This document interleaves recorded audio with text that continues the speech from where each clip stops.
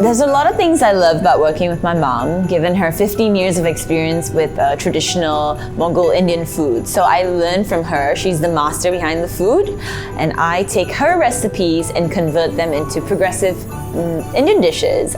My name is Kohinoor Kaur, the managing founder and partner of Jhann.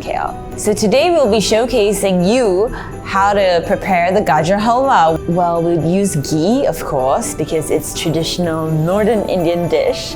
And then you would also have shredded carrots, full cream milk or low fat milk, your choice, the nuts, the almonds, cranberries, cinnamon, cardamoms, and yeah, sugar. That's about it. Very little sugar. So the first step is we put the ghee into the pan and we let it simmer a little bit, heat it up. The ghee is a substitute for oil, like how when you normally would have fried something, right?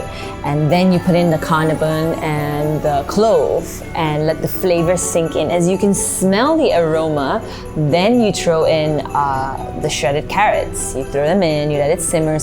Try to do this on a lower heat. And the next step would probably be the milk.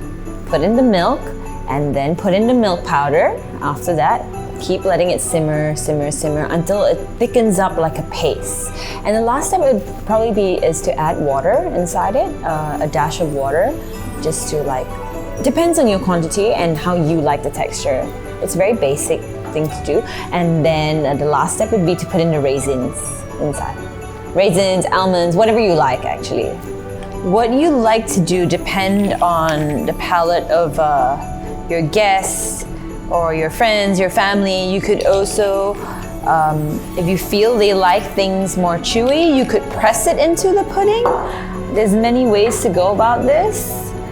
You can take a little bit of Jhann home with you.